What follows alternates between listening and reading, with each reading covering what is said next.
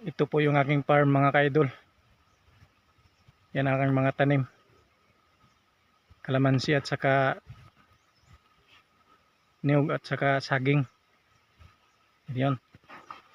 Yun mga kaidol. Ito po yung aking farm. Marami ng damo. Kailangan pa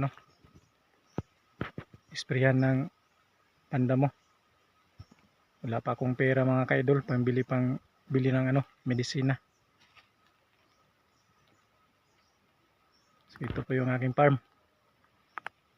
Doon sa bundok yun ang view ng aking farm. Yun.